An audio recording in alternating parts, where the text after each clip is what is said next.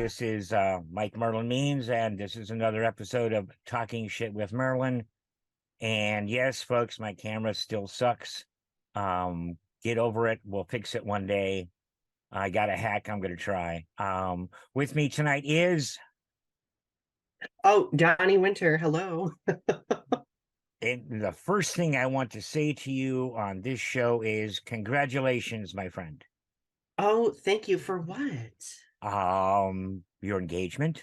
Oh, thank you. I am like, you made my day. Yes, it feels very surreal. It's been almost 2 weeks now, and it feels like it's been both 1,000 years and 5 seconds at the same time. I can't explain it. I can kind of understand that. When we find a relationship that works and has that long-term potential, it it weirds us out, and Absolutely. we have to adjust.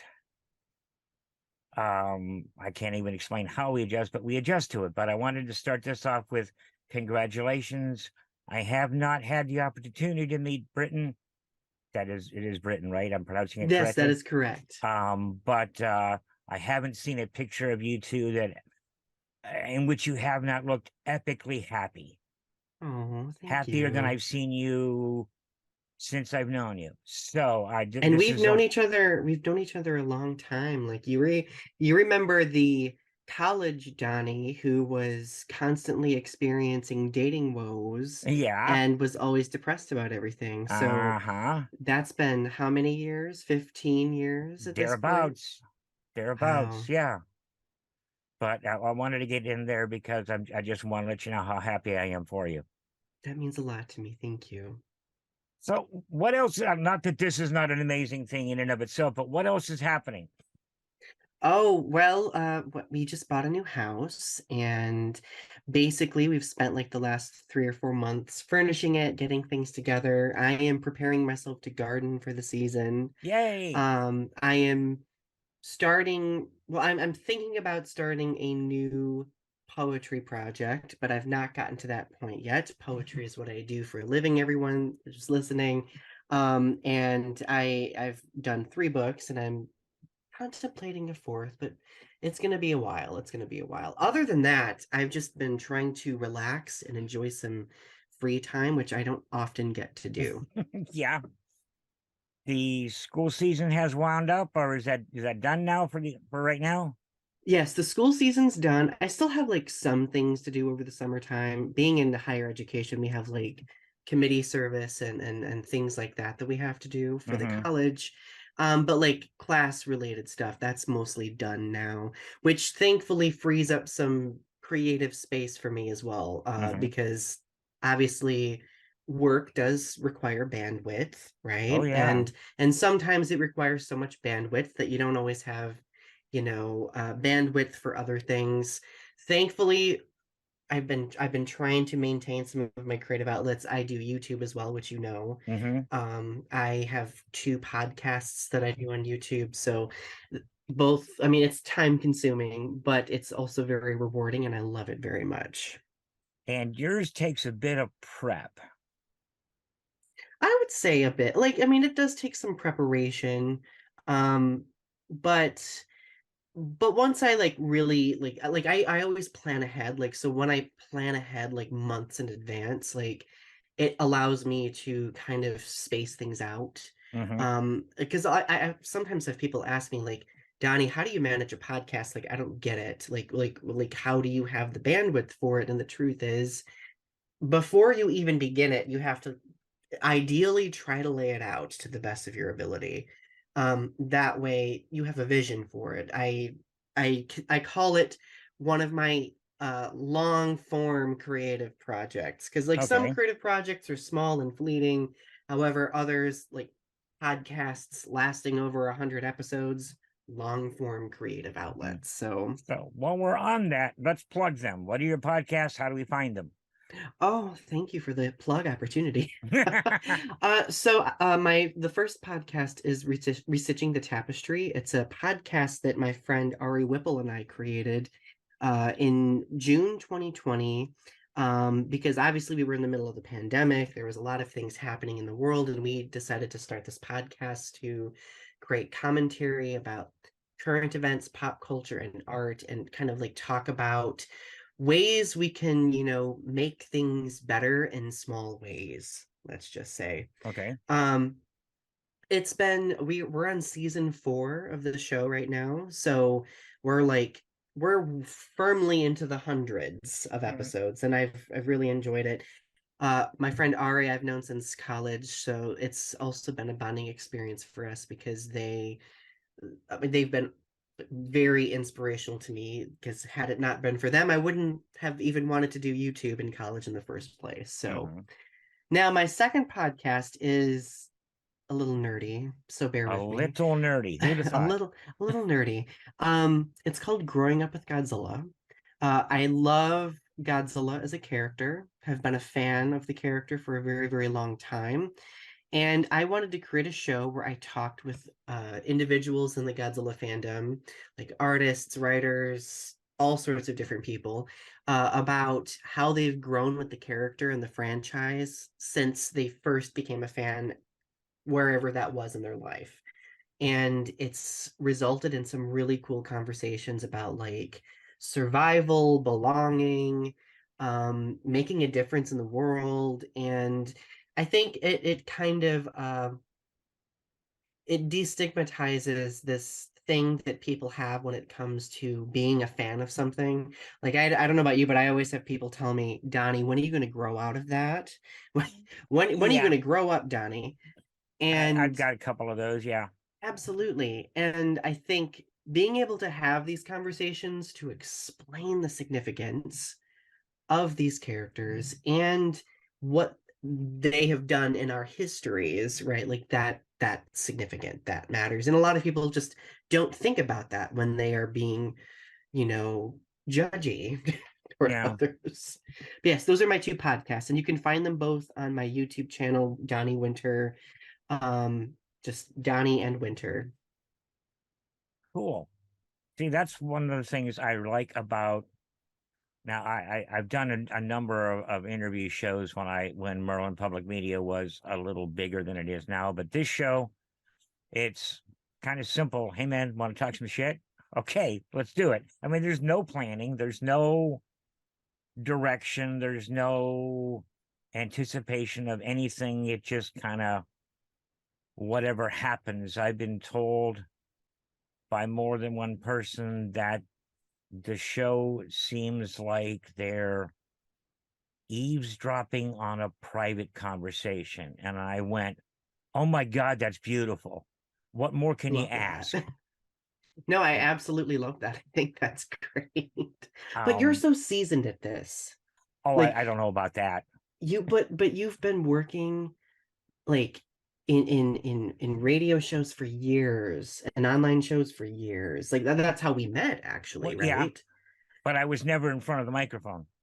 Well, that's true. That's true. But you saw everything that took place in front of the Yeah. microphone and you observed that for years and years and years. And I think when you have the experience of observing something that long, like you also develop skills along with it too. The first few episodes that I did were difficult.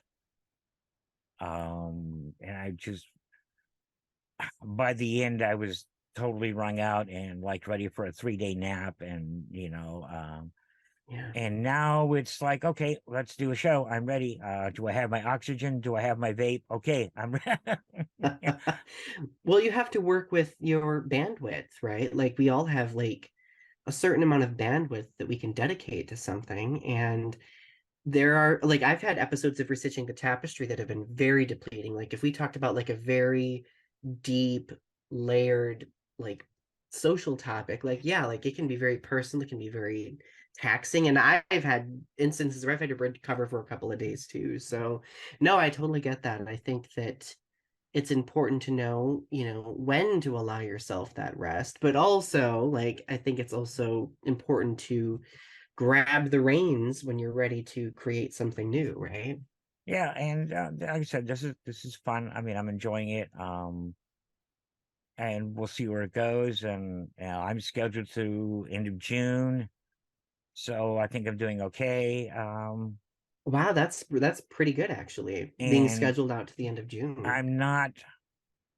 This is not something that has to be taken seriously. I mean, it's not.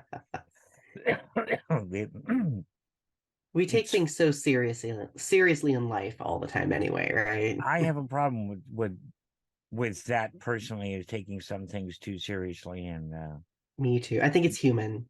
not knowing when to lighten up. It can be a it yeah, it's not good. I'm working on it. I'm working No, on it. me too. I'm also learning that, sometimes it's important to take things seriously. There's a time and place, right? But I know like I'm one of those people like in those instances where it's not required, I end up overthinking everything and stressing myself out to the extent where like it's compromising for me. So, okay, new engagement, new house. What else is going on? Well, it's interesting.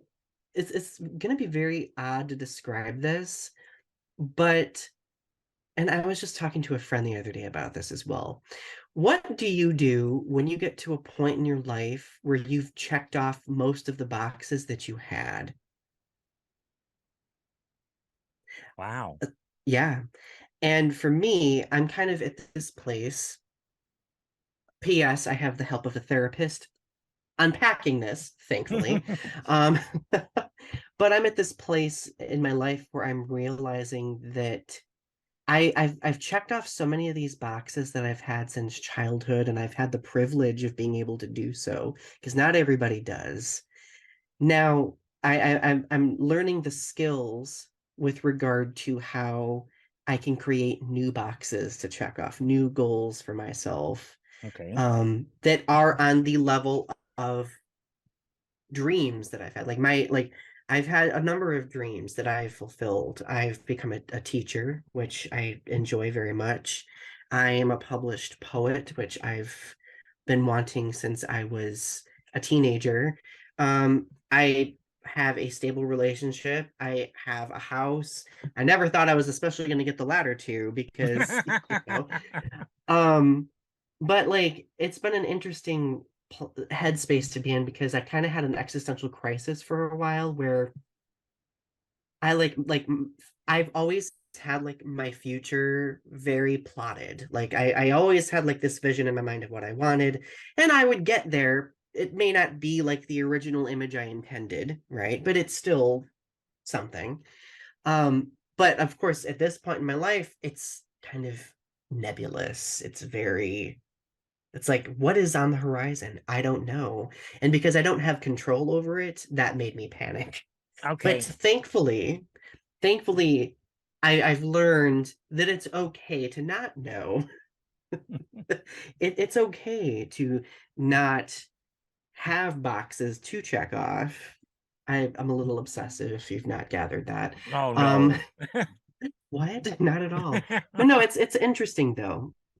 Yeah. So like I would say that's what I'm going through right now, and that's on my to-do list. I always have a to-do list, and now I basically have a blank sheet of paper with phantom items on a to-do list. Well, they'll come. They will. They'll come. I'm doing so. Again, also, never ever thought I'd be in a stable relationship, and I've been with Juanita for I don't know, 26 years maybe. Mm. The fact that she puts up with my shit is amazes me on a daily basis. I mean, it really, really does. It amazes me on a daily basis. I don't understand. She may well just be a saint. I'm not sure. Oh, absolutely. Aren't they wonderful though? Like our significant others and the level of patience they have with us.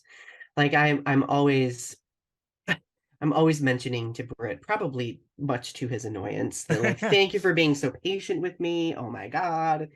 Um, but I've learned that I've done that. I do that though because I've had so many people in my life just have zero patience with me. So whenever I see patience, I'm just like, oh God, thank thank you for the Yeah. patience.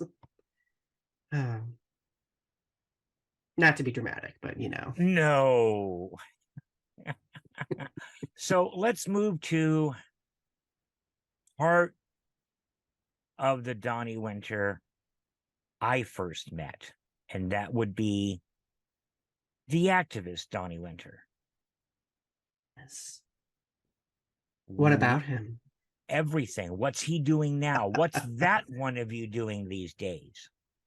Well, so it's interesting that you ask because I literally was just having a conversation the other day about Ace London with one of my friends. Ah, I miss dear old Ace. I do too, very much. And for those of you listening, I met Ace, who was an LGBTQ plus activist, actor, musician. I could list off like Yeah. so many different things. Um, I met Ace when at college essentially, and from that early time, like he saw something in me that maybe I didn't see in myself. I think he saw that like I had a voice that I wanted to express, but I may have been too insecure or shy or introverted to vocalize myself. And after that friendship started, like we would talk regularly and he would often encourage me. My favorite quote always is "You are who you've been becoming," that he Mm-hmm. would always tell me. And like now I'm at this point in my life where like I try to impart that wisdom to my students as well. I'm just like, hey, like you're going through this rough time. You don't know how things are going to be, but know that you are who you've been becoming. And that's kind of I would say that that's been the route to wanting to be an LGBTQ plus activist, right? Um, because like that friendship helped me see that all of those years I spent having people silence me and minimize me in every way, that didn't have to be the continuation for the rest of my life. Like that did not have to be the status quo, let's just say. Mm-hmm. And once I broke from that, that's when I started being a little bit more vocal through YouTube. Okay, YouTube was the first place that I started with that. Began with me being cringy and ranting about things and being annoying on YouTube. Then I kind of got a little bit more refined as I got older, and now I work toward being an educator, not only like in the classroom, but on the internet as well. But no, like being invited, and Mike, you probably remember this, being in like I was invited to a few London Calling episodes back Mm-hmm. in the late 20, it was like what, 2008, 2009, something like Someplace that. in there, yeah. And that was kind of my first, that was like my first opportunity and platform to be able to participate in a conversation with people seasoned in talking about those types of activisty topics. So again, I kind of consider that an opportunity for mentorship. Like Ace was mentoring me in a way, and all of you were mentoring me in a way. And fast forward to now, like I'm able to have conversations through YouTube in the classroom, through writing, through poetry. Like I write a lot of poetry themed around LGBTQ plus experience because the truth is not everybody is aware of the experiences that a lot of people go through. So what better way to learn about those experiences than read them, right? And I feel I don't necessarily feel this as an obligation, but I feel that now that I've gotten to this point in my life where I am capable of articulating myself and being present and speaking, that why not storytell? Like why not share those experiences, right? Let's see, Hopefully that answers that question. it does. Um, ah, and I, being what the one straight guy amongst what 5 or 6 co-hosts, You were um, surrounded by a gaggle of gays at all and times. I I knew life was not easy for an LGBTQ plus person, but I did not realize just how hard it was because I was not judgmental. At any point in my life, I was not judgmental. So I didn't see any of the evil. I didn't see much of the disdain or hatred because those were not the people, in my circles. And it really opened my eyes to, and this is part of my language. This is fucked up. I don't understand Absolutely. how you can do this to another human being. I still don't understand how you can do that in so many ways. I mean, the events of the world today are scarier than they've been in a long time. Absolutely. Absolutely. I would argue that the root of this type of prejudice that still exists has everything to do with education. Because even when we're not sitting in a classroom where we are being educated in some way or educating other people, it's always like this constant relationship, right? You're either the educator or the educated at any given moment. And there are so many people who continually pass down this kind of like conditioned bigotry, right? That from generation to generation, right? Oh, And sure. people absorb that, and part of the difficulty for many is that they have to unlearn that conditioning, right? I mean, I myself had to unlearn like internalized homophobia as a conditioning, right? And there are many people like yourself who were surrounded by people who didn't perpetuate like those types of things. um and I'm grateful for that, because that allows you to then, like, if you encounter something, if you have the bandwidth to be like, hey, like that's not cool, or etc. So, oh, it's a very cruel cycle, honestly. And it to solve it, because some people would argue, oh well, you'll always have discrimination, like that's something that will never get solved. But I think that educating people about the structure of this type of thing and how it's like passed down educationally, or if people don't have access to education, that could also complicate it too. But I think if people learned about that, then it would be easier to break down systems like that. And all people do is overreact to whatever. I mean, there are um we don't have traditional TV here. We cut the Mhm. cord, I don't know, 12, 13 years ago, right about the time it was starting to happen. And I'm seeing commercials on my television with lesbian couples, gay couples, Mhm. couples of no visibly discernible sexual orientation. And I'm like, this is really happening. Mhm.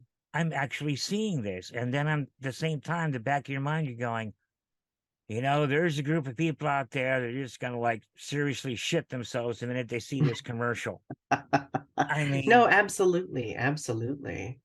Well, and I like, representation has improved so much over the years. And honestly, that's one positive way to, educate people that we exist. Hello, we're gay, we're mm, here.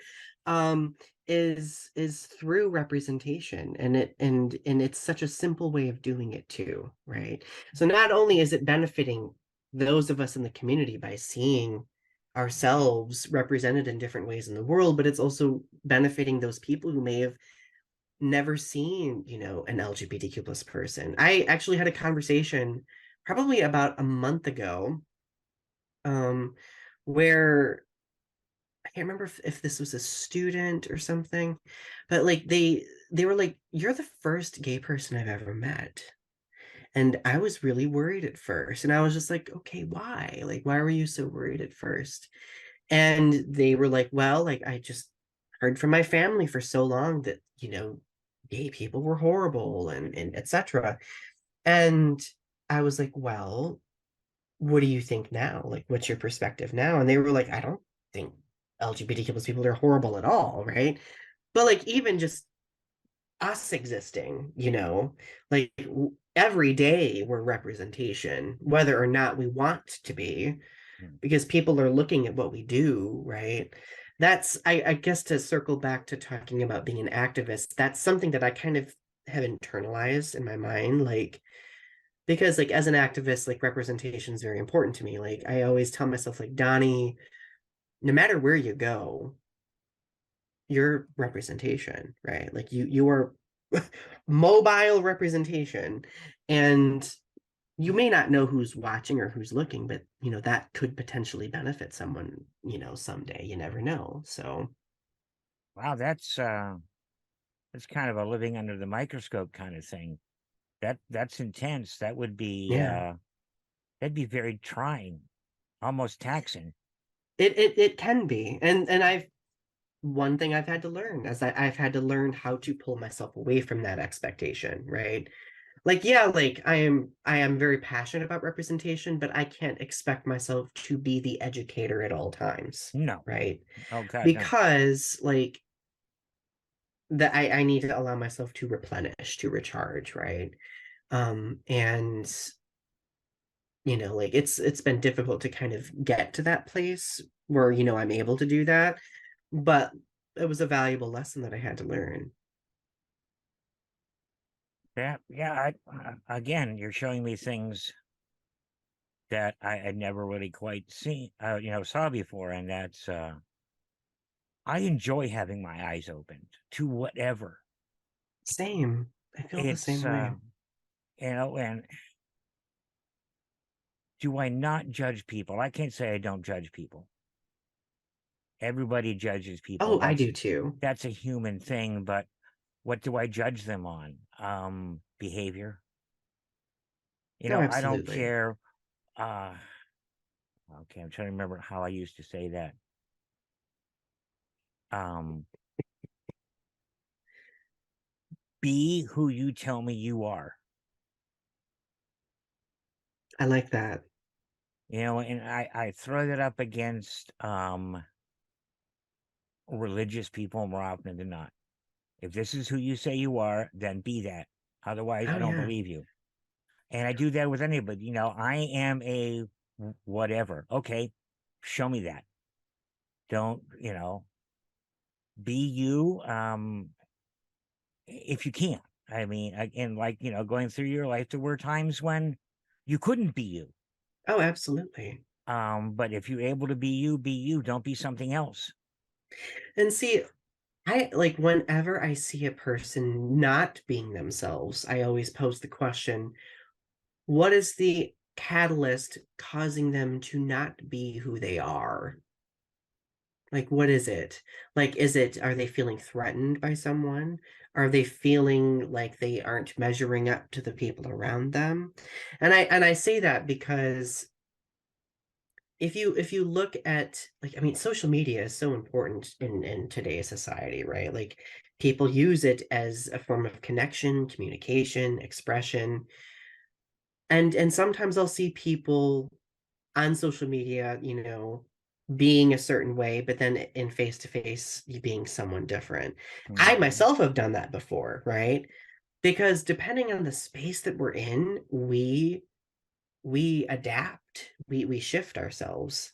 I wrote an entire collection of poems about this. I call it alchemy of sorts, right? Mhm. Because like no matter what we do, no matter who surrounds us, we find some way to adjust ourselves to be in that space, whether it's to make people feel comfortable, make ourselves feel comfortable, add something, appear in a certain way, right? We're all kind of like this master of alchemy, like social alchemy, and the LGBTQ plus community especially is that way because we've been conditioned to think about our safety and different settings and situations. So it's interesting to break that down. I have only had to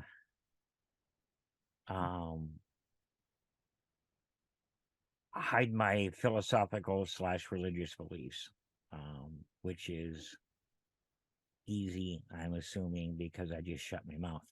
Um, but I am pretty much me most of the time. And I get real pissed off at myself when I'm being somebody else and I see it. Hmm. If you have to change yourself to fit into this group, why the hell are you here? Leave. Yeah. No, I Uh, do think that's important too. it's easier to say than it is to do. Oh, absolutely. But if you have to be somebody else to fit into a group, then you don't belong there. It's not Yeah. healthy for you. Um, Well, because you're making those changes based on preconceived notions or, you know, what you might be worried about other people thinking, right? Now, like, don't get me wrong, like, I'm at this point in my life where I'm like, I don't care what people think, but on the inside, I do care what people think. But now I consider part of my authentic self being that person that addresses the situation. Like, if I see myself behaving in a certain way, like I'll be like, okay, Donnie, let's address this. In my internal conversations, mhm, I'll be like, Donnie, why are you, let's say, over masculating yourself in a situation to seem, to make straight dudes more comfortable around you, So many people call that code switching, right? Like, because and it becomes so internalized that it's like breathing to a certain extent. Like, I'll give you an example. About a week ago, I went up to visit my family who live in rural northern Michigan, and I had to go to a gas station, unfortunately. Like literally out in the middle of nowhere. So I go in there and I notice that I'm like my walk was different. My voice was different. Um, my behavior was different. And I like left that gas station. I sat in my car for a moment and I was just like, I just did it. I did it. Was I doing it to keep myself safe because I still kind of worry sometimes? Or was I doing it because I don't feel that I am enough the way I am, right? So like interesting like aspects to that perspective. and what did you come up with, if I can ask? I came up with well, I came up with that I was doing it for safety. Okay. Because I've gotten to this point in my life where I think that they're like I do have an authentic self, but I feel like there are multiple layers to it, Hmm. right? And I feel like that ability, that alchemy, like I was talking about earlier, like I feel like that's something that I've been conditioned to do for so long that it's an integral part of me, right? As long as I'm not like weaponizing it or doing it in a way that self harms in some fashion, it's fine. But it's something that I still try to be very aware of when it happens, of course. Because, well, I'm one of those annoyingly self-aware people. So self-aware that it kind of becomes exhausting because I'm always second guessing everything. Hmm. Oh. And yeah, that's I with my health where it is, I am not in a lot of social situations just because, well, I can't be. Mm, You know, I live stream a church service on Sunday mornings. That's my big outing for the week. It truly is. yeah. Um, do I agree with everything they have to say? No. Do I agree with most everything they have to say? No. Did I think I did it one time? Yes. How is it now? Um, Mostly it's a job. Yeah. I've Yeah. come to the determination that my philosophy, my looking at the world is unique, and to try and find that in any organization of any kind is a waste of time. Yeah. No, I feel the same exact way. I I feel like our life experiences help develop our sense of awareness about the world around us, right? And sometimes like I feel as though not everyone's always able to cultivate that because they might be allowing, other influences or situations to kind of overpower their perspective a little bit, their ability to, think about the world around them and their place in the world too. Mm. Did you notice this? I did. No glasses. Oh. You look good with or without Well, glasses, my it's friend. not that. It's just that I don't need them. That's fair. No, that's actually a very good analogy. No, literally, I physically don't need them. Oh. Here I'm thinking that you're creating an analogy No, no, for no, what no. we This is discussed. just. I think about this every once in a while, and it kind of drives me nuts. I've had cataract surgery, and I no longer need glasses. But you're so used to them, right? 58 years. So you're so used to them that like sometimes it's just like look, it's like breathing, like I was saying a few minutes Yeah, ago. I wake up and I reach for them, and oh yeah, they're not there. Um, and just like that, it's that one little thing that can change everything, and there's so many of them every day, of just the one little thing that changes the day. Oh, And absolutely. you know, my day starts with my chickens, and it winds down with my chickens. And I wanted to talk to you about gardening in Michigan, Absolutely. Well, because wow. well, no, well, before I go on about gardening in Michigan, like I love what you said there. Like you kind of I think you mentioned like celebrating the small things like day Hmm. to day, right? Because we don't do that. I don't like I feel like the pandemic kind of derailed this assembly line that we've been on for so long and reminded us to really just exist in the moment a little bit. Um and I begin like I begin my day with a cup of coffee and my plants, for example. Hmm. Like now, like my partner and I just built a greenhouse because in Michigan, if you don't have a greenhouse and it gets cold, Yeah, you're in trouble. or at least if you don't even bring your plants in when it gets cold. But like yesterday morning, I woke up, I slept in for the first time in a million years, Hmm. which was great.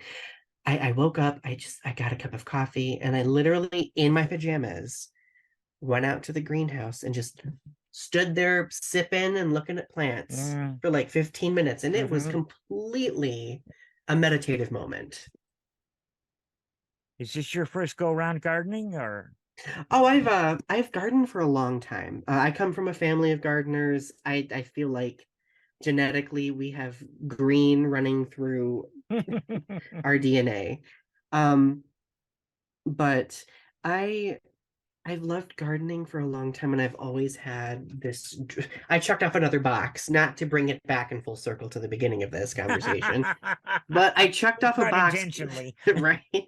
The latest box I've checked off beyond getting engaged has been having a greenhouse. Like I always tell people that if I didn't teach, like I would literally open a greenhouse and just, you know, tot around with plants all day. And now I'm able to do that. I mean, it's like a small backyard walk-in greenhouse. It's not like gigantic or anything like that. But it's like my little space to get away, to just kind of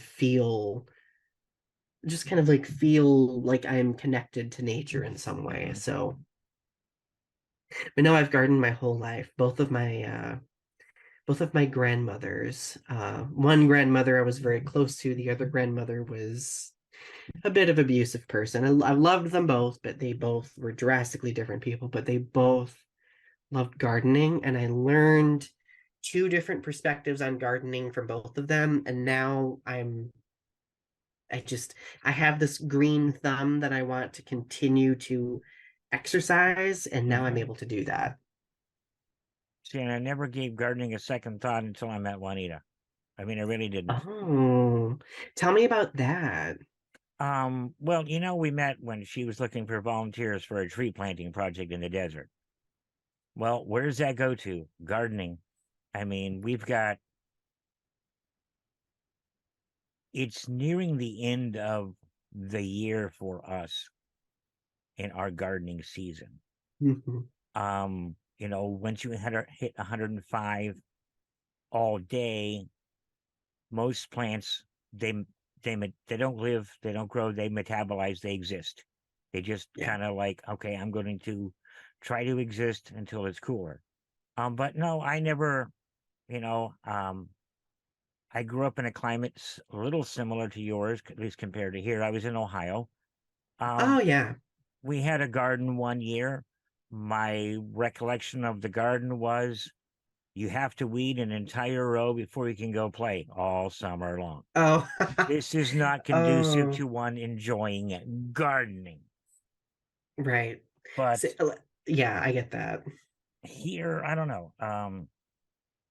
Like I said, we're putting in pretty much our last stuff for the year.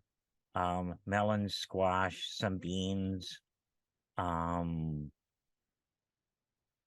Trying to think, garlic is done, lettuce is done, Yeah, cilantros are both of those done. definitely can't handle heat. So, But we start planting in September. mhm. We have a fall planting, a spring planting, and then an early summer planting, and then death. And it's so interesting just that how different that climate is compared to here, because for us it's like spring planting begins, like we plant seeds at least in like maybe mid-March, and then we're not really able to plant outside here in Michigan until like mid-May. Mhm. If it's unlike now though, which I've not planted yet because it's been so cold at night. But like we were able to like do spring planting. uh there are summer plants that we typically will plant like in maybe June or July, because in Michigan we can get up to 100 degrees too, depending on, it's nowhere near as like long, like prolonged as where you are. You might get like 2 or 3 days of like 100 degrees, but and then like as we get like into the fall, like there are like fall vegetables that we can plant. And there are some like garlic, for example, that can be like overwintered, Right. for example. So like there are some things you can plant like in the late fall that will come up in the spring, but um it really depends. I've not tried garlic yet. I don't like I garlic seems really hard to me, but I will try at some point. We did our first go at garlic this year. How'd it go? Um, Better than it could have, not as good as I wanted. I was gonna say that silence was Our yield was about maybe 10 times what we planted. So it was the yield was kind of disappointing. oh, okay. Where we planted them is a piece of ground that we've been reworking. It had a epic fungus at one point in time. Oh, okay. And we reworked the area and we added natural fertilizers and this and that, and then we planted above grade about 4 inches. And we replanted that area. We're pretty much convinced that that piece of ground now is safe for uh dicots and monocots. Okay. So I don't know, dicots being like corns and grasses, or Mm-hmm. monocots, and 2 leaves is a dicot if it breaks the ground with 2 leaves. Mm-hmm. But Yep. it's almost everything. It literally is almost everything. But we have Absolutely. dicots in there now. We've got think, Mike. Watermelons, some squash, Oh, I love squash. just Mexican sunflower, Kitsonia, I believe. Juanita has this habit that took me years to adjust to, where she calls the plant by the Latin, Oh, because that way you are specific. You right. know, it's like there's an herb I take, and it's the root of the common milkweed plant. Oh, But okay. if you say milkweed, and then there's a ton of them. Yeah, there are a Okay, lot of so if you go milkweed. to Latin, you're specific. And, in the beginning, I found this annoying as hell. I really did. Why don't you just call it by its common name? Because it's not enough information. Now I'm doing it. One of my favorite shrubs is, it's Vitex is the Latin part of the Latin name, and I can't remember. Chase tree. It's a Oh, chase okay. tree. So when you said to Juanita, like, do you have to say that? I want to know what her response was because I'm just No, it was curious. just exactly that. Is if you don't use the Latin, you're not specific enough, and you will Oh, okay. confuse people. It's let's be specific. And now a lot of things I call by the Latin. Some things I don't. I'm not going to start doing citrus trees by the Latin. I mean, but I wish we could grow citrus trees here. and I wish we could grow stone fruit. Yes, but it's way too hot and dry down there Yeah, for that, though. no apples, no peaches. There's a pear variety, but it's terrible. Yeah. Um, Blackberries and blueberries, some people can do them. I'm not going to spend that much on a water bill. Yeah, blueberries, like, I mean, they do love like sandy, dry soil, Yeah, and they do love acidic soil, but because like in up north, northern Michigan, a lot of blueberries grow because like it's super duper sandy and stuff like that. But um no, like yeah, like I am grateful that here we do have apples. We have a lot of apples and cherries and stuff like that. Like Michigan is considered one of the cherry capitals of the United States, actually, I did not know because that. yeah, the Great Lakes um do do wonders when it comes to regulating our climate. Mm, We don't often get as cold as like the rest of the Midwest because of the Great Lakes, and we're prone to a lot more rain sometimes than the rest of the Midwest because of them. hmm. And we get some great thunderstorms. I love it. Well, any kind of rainstorm after being here for 20 some years, any kind of rainstorm. A friend of mine online was like, I'm really tired of it raining. He's 50 miles from here. And I called him a selfish Oh, son of a bitch for hogging all the rain. uh, yeah, Uh, because out there, like depending on where you are, like the elevation matters too. Like, and we're low. mm, Um, our city sits at 850 something feet above sea level.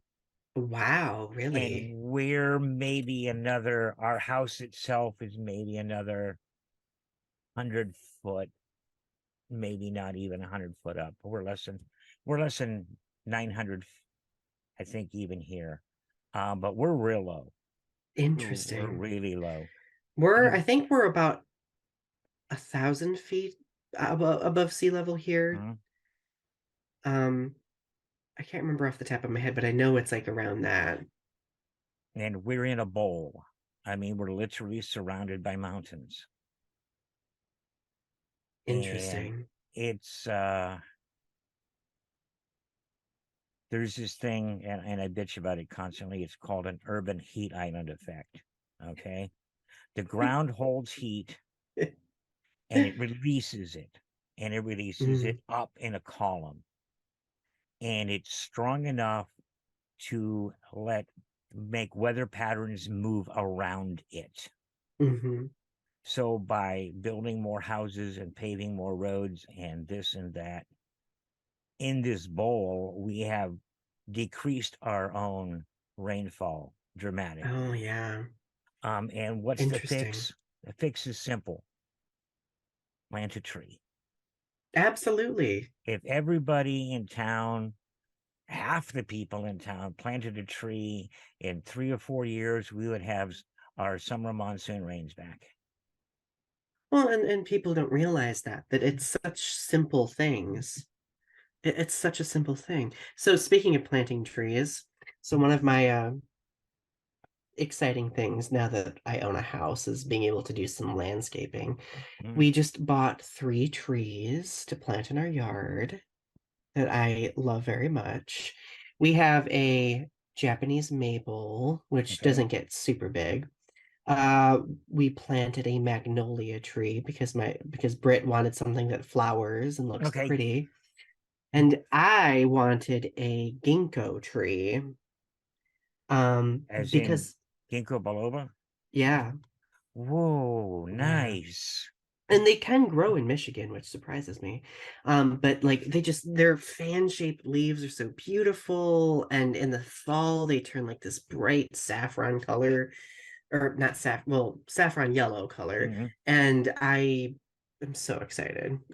I'm so excited. Yeah. We Yeah. have eucalyptus trees in the back, which we're slowly removing. Aren't Um, they, don't they like spread really fast too? well, and you know, when they started building up here, a lot of people planted them because they're fast growing. They give you a lot of shade. Right. What they don't tell you is the roots will, if you plant a garden bed 15 foot from it and water it, the roots from that eucalyptus and every other eucalyptus will go there. Oh, yeah, that's not good. What they don't tell you is the leaves on the ground are allelopathic, which means they will do their best to keep something else from growing there. Mm-hmm. So we're whacking them down, and we've got just lone surviving olive tree and some mesquite trees, a bunch of the vitex. Think of the vitex is my emotional replacement for the lilacs that I grew up with. Oh, It's kind of sort of similar, but not really. But also the berries, the seeds are dried and are used um, medicinally. They're used for menstrual cramps and various other things. But the purple flowers are just like, and they transplant, and you can just hmm. clip off a branch and stick it in some water and it'll root and you can make another one I love just that. that fast. um we have 2 new citrus in the ground and 6 sitting out there ready to go maybe this fall. um Mandarin oranges and a bunch of other citrus getting ready to go. But we've got trees everywhere. Just plant them, and desert trees are a trip because once they're established, even here with a little bit of rain we get, you don't have to water them. Mm-hmm. But that's how they developed. If they grow here, they can't be, really water hogs. Yeah, they've learned to adapt and those Yeah, dry they have no conditions. choice. And also, I mean, the desert tree everybody knows pretty much, especially those that barbecue, is the mesquite. Yes. And stop killing our damn mesquites. No, it's okay. Um, but they grow in nature, look like a gumdrop. Really? The branches come down to the ground away from the tree, and it's a shelter. It's a shade location for wildlife. I don't think I've ever seen what one looks like. I need to look one up really quick because now Well, I'm very curious. wild, not something that like ours are pruned up to look more or less like a tree, but in the wild, the branches just come right down to the ground around it, and the leaves. Wild mesquite tree. Oh, wow. Okay. Yeah, Wow. That's interesting. but and the pods are edible. You can make flour out of them, Interesting. but you got to I have a love hammer and nail. plants. Oh yeah. Well, I and love plants. um, I can't remember who the quote is attributed to, but for every ill a human has, there's a plant that is its remedy. Hmm. I Something to love that. that. I Um, love that. that's a bad paraphrase, but yet it covers the idea. Hmm. But it's so what's going into the ground first for you guys? Well, okay, so we're doing a raised garden, Oh because yes.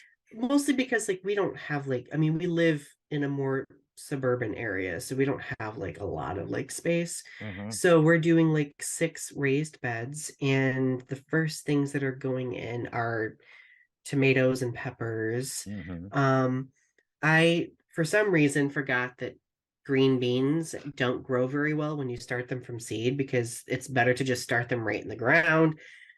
I'm going to have to restart green beans because all of my Okay. green beans died. Um, but after that, I think we're gonna probably do like cucumbers. we're Mm, gonna we're gonna try growing cucumbers on like an arbor, like an right. arbor Yep. Yep. trellis, which I found that out on TikTok that people do that. I did not know, and I was like, that's actually a really good idea because like in Michigan, especially because it gets pretty humid here, like a lot of big leaved plants like cucumbers and squash and watermelon, they're very prone to powdery Yep. mildew. So like my understanding is that elevating them allows more air Mm-hmm. circulation to prevent that from happening. So I am looking forward to that. And it's gonna look cute.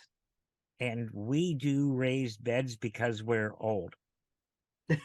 No, I'm serious. No, that's fair though. Like that's valid. You don't have to bend over quite so far to plant or to harvest or to, you know, check the water levels and Well, and you're able to control the space a lot better too. yeah, and anytime Like, you can go up, you can grow more in an area.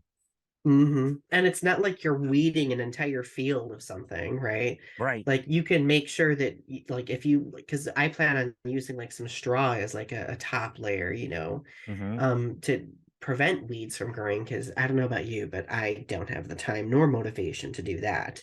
I want everything to be in their place and to look pretty and to make veggies. I don't want to do any of the other work. Okay, can I make a suggestion on your straw? Yes, Um, herbicide and pesticide free. Okay. absolutely.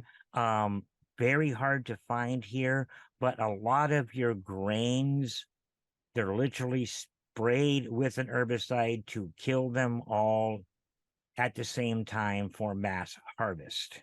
Mm, So, and some of those pesticides and some of those herbicides can be transferred if you mulch with straw. I did not think of that. While you're watering over it, the water's going to Right. go, okay. Yeah, so and It's, then those plants would just absorb it. So yeah. yeah, that's a good point. Thank you for mentioning that. I did not consider that. Well, we have, I keep describing us as a couple old hippies. We don't use herbicides or pesticides. We don't Any. either. There's nothing like that here. You can go out in the gardens and pick anything and eat it, and you don't have to. I mean, unless it's a little dusty, maybe, but you've got nothing to fight in the way of chemicals. In fact, we had this little spray head we're using on our sunflowers to remove some kind of insect got in there, and it's just a high speed swirl of water that you use to clean the tops and Mhm. bottoms of the leaves. And there's a name for it, and I don't have it. It's in here somewhere. Well, so solutions are simple sometimes, right? Well, You yeah, know? it's and all in all, we don't have a lot of weeds here. I mean, we really don't. Right. I Um, wish we didn't. yeah, I yeah, hate but weeds so much. mulching is really good. Yeah, we mulch primarily. to keep the moisture in the soil, Mm-hmm. which is probably not so much an issue there. Because, Well, yeah, I mean, in raised beds, like those typically dry out more quickly. yes. So like, I guess it really depends on the summer. Like there are some summers where we've had some really bad drought conditions. Mm. So like during those summers, like I would worry about that, but otherwise, like we get rain at least once a week, Oh, if thankfully. only. I like see, I don't Yeah. know, I couldn't do it. I couldn't go like most of the year without rain and then have all of the rain happen in the span of a few days. Yeah, that's kind of like that. Here's another thing you might want to think about. I'm not sure. Do you know what a wicking bed is? Hmm. Okay. Those are very nice here. That's a good idea. Those are very nice here because you don't have the evaporative loss. Hmm. Your top half inch is probably dry. So if you've got a wicking bed and you're planting seeds or seedlings, then you do have to top water. But other than that, water from the bottom. Yeah, yeah. Well, like, yeah, I've been thinking about that too. And I've been seeing like some other methods where people use a whole variety of different ways to like keep water retained in the soil. Hmm. Here we have to be a little bit careful because sometimes if we do that and then we do end up going through a season with a lot of rain, Right. root Then you, root rot hmm becomes a Oh big yeah. issue. So Oh yeah, that can be nasty. yeah, It's a lot of work. but it's It, fun. it is. It's every day. Yeah, It's just like the chickens in the gardens. You might not have to water everything every day, but you have to check it all. absolutely. And part of the fulfillment is doing that though, Mm, because you're able to connect with it, right? mm. Because like periodically I'll always have people be like, Donnie, like, how do you even like why do you like gardening? That just seems like too much work. And I'm like, it is a lot of work. I It don't is. always want to do all the Yeah. work, mind you, because I Hmm. can be a very lazy person, but I enjoy the spaces that I can create. I enjoy like being in the presence of those plants and sometimes just doing those tasks just takes your mind off stuff. Hmm. And then it especially happens here like spring, what we call grazing. Mm. Okay. You walk by the cherry tomato plant and you pop a couple in your mouth, and you walk over to the broccoli, and we grow a loose broccoli. It's not a tight, large head like you see in the store. Oh The yeah. florets are individual, pinch off a couple broccoli florets and eat them, walk over and snap off a couple sweet pea pods and eat them, and you're watering and you're grazing. So, Oh, that sounds so good. Mm.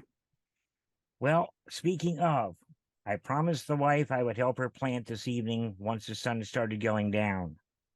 You got work to do, my friend. And if you do not keep the partner happy, life's a bitch. Absolutely. Absolutely. I couldn't have said it better myself. So once again, congrats to you and Britain. I'm so happy for both of you. Thank you, my friend. And I'm really grateful that you're doing this show. And I'm any opportunity for us to have a conversation, I'll always take. Cool. I'm writing that down. Okay. Call Keep Donnie. note of that. Keep Yeah. note of that. I actually like to talk about your gardens a little bit later in the summer, when ours are dead and yours are thriving. You need that garden fix. I will Yeah. happily give you that garden fix you need. Cool. Okay, I'm gonna get out there and help do some planting. It's been a pleasure as always talking to you. Give her my love, I will. please. And give Britton a hug for me and tell him I said congrats. Will do. Alrighty, my friend. Have a good night. Have a good night.